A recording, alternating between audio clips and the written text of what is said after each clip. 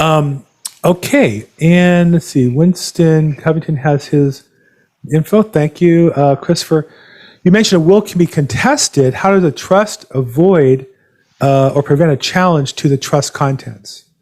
So one answer, obviously, is the trust is private in the sense the contents aren't disclosed publicly as a course of process, an ordinary process. So how is that primarily how a trust avoids a challenge? Is it, if you can't read the trust, you really can't contest it? So, well, yes, that's for sure. But usually it's the beneficiaries that contest, or the people that were taken out of a previous amendment, let's just say. They're the ones who contest. There's no way to avoid a contest for a trust, right? If they want to contest the trust and they have ample evidence to do so, you should think that they should be able to bring it to court, right? If they have evidence of video or something that shows that this guy had a gun to his head and signed something, I hope that it comes to court and the court reverses it. I don't want that not to go to court. But what I do want to prevent is a lot of times when you have a trust and beneficiaries that, let's say you don't want to give equal, you want to give 40% to one child and 60% to the other child. So the one child is going to be mad. Obviously, he's going to be pissed off. He's going to look for ways to challenge your trust or your will. It's the same thing. It's the trust can be challenged in the same way a will can. But when you have the 40-60 split, what you do is you include a clause in there that it's called the no contest clause. And I know I'm going into legal mumbo jumbo, but it basically just says that if you contest the trust and you lose and you don't have something called probable cause to bring it, you will be disinherited. So now this guy has something to risk, right? He has 40% he's going to risk on this. Do I want to bring a trust contest or not? Do I have enough evidence to get over the hump?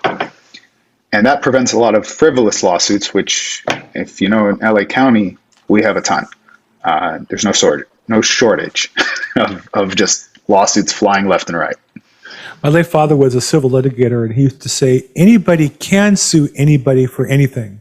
Doesn't mean they'll win. Doesn't mean it won't cost them a lot of money as a mistake, but anybody can sue anybody. So in a trust or a probate issue, any heir who feels they're shorted or thought they were an heir, if they file a lawsuit, doesn't mean they're going to prevail. And that's why you want to avoid things and to keep this private and quick and give people financial incentives to avoid litigation, as Lauren said. Fantastic. Mm-hmm. Chris Ramos says, sorry, just to add on, I just remembered something. When you also do a trust with in an attorney's office, you're pretty much guarding against all the ways that it could be challenged. Not 100% wise, but the three main ways are fraud. So an attorney, when you do it with an attorney's office, you're doing it in his office usually. There's not much fraud involved in there. There's another way you could challenge it is by something called someone influenced him to do so. An attorney can usually separate that influence and talk to them privately. So that takes care of that. And then you could also challenge on it wasn't signed properly, and in which case, obviously it was, because you did it with an attorney's office and the notary here. And it's just really hard to challenge attorney-made trusts. That's the point of the matter. Got it. Very good. And just to tie that back, so somebody who come to you for estate planning purposes, if you were to create a trust, you handle all that.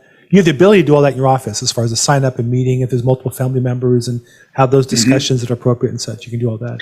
Yeah. And we, tons of times I see family members come in with the signer and they're, speaking in their own language and forcing them to do things, and you separate them out and you try to see what they really want to do here.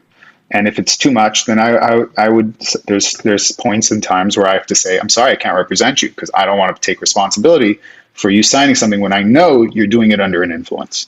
Right. Wow. The drama of that must be fun to watch. We need to video that in your waiting room or something. That sounds like more fun than my job. Okay, if you enjoyed the video, your next step is to sign up for the webinar by clicking the link above. And if you have any questions or concerns, go ahead and comment below. Be happy to address them. See you soon.